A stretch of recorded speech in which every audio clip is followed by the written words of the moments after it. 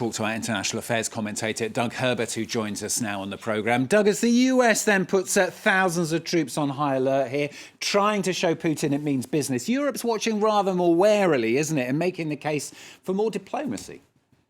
Yeah, it is, Stuart. Europe, to be sure, is making all the right noises and going through the motions of marching in line, if not in lockstep, with the U.S. and Joe Biden. Giving talking the talk about unity and being together and collective. The reality is a little more nuanced, as it usually is. Europe is a vast, diverse geographical zone, 27 member states in the EU, and they have differing, divergent interests regarding Russia. Both economically and politically, and that's coming out in what we're really seeing here. But you're right in saying that the overall European sort of reaction to all of this, let's call it brinkmanship on both sides between Russia and the U.S., is to slow things down. Not so fast, perhaps.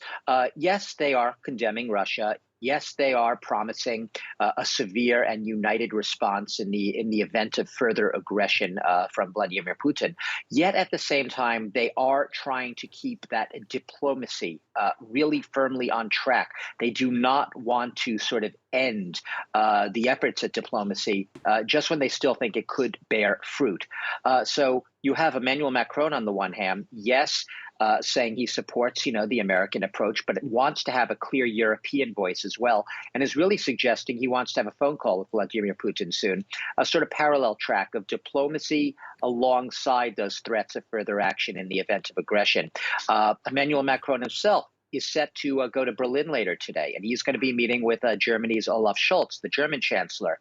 And these two men are really going to be perhaps crystallizing what I'm talking about here. That sense of, yes, Europe is showing or trying to show unity with the U.S. They don't want to show an ununited face up against Vladimir Putin, but at the same time showing that they do have their own differentiated voice, if you will, by virtue of geography. Europe is here. U.S. is far, far away. Europe would have to suffer the immediate consequences of any retaliation from Russia.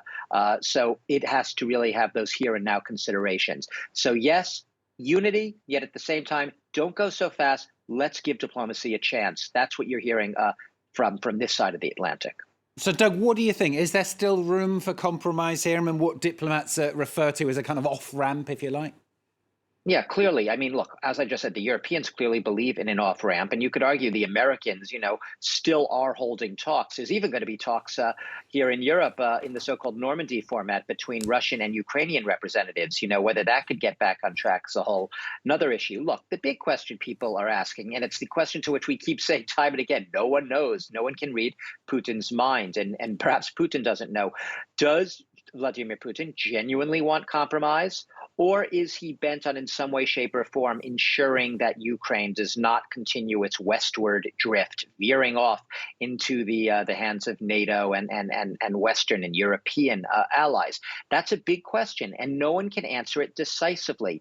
But as far as whether or not there's room to compromise, a lot of that hinges on to what degree Vladimir Putin is determined, if you will, to reassert, to reestablish that so-called sphere of influence, the sphere of influence that really collapsed after 1997 and, the sort of post-Cold War order. So right now you have a situation in if there's going to be compromise, it could be on, limited things around the edges, not on things like whether or not NATO can continue to expand at some point in the future, whether or not Ukraine can eventually, if not tomorrow, be a member, and whether or not, you have countries not allowed to basically set their own foreign policy.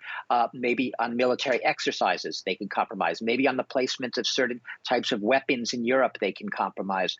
There might be space to compromise even on the depth and scope of the type of sanctions that would be applied. Although right now, everyone's promising equal severe sanctions in Europe and the US in the event of further aggression. So yes, there's room for compromise. It doesn't look like a big window, and a lot of it does come back. All roads lead to the inside of Putin's mind and just how set he is on his broader sort of mental framework and that worldview that Ukraine is not a sovereign nation, that Ukraine is really historically, culturally a part of Russia, and that it cannot be regarded as its own country able to set its own course. So we'll see. I mean, and that's not sitting on the fence. It's literally saying we'll see. I don't think even the players, the immediate players yet, Stuart, exactly know how things are going to play out. And I'd say that even perhaps goes for Vladimir Putin himself.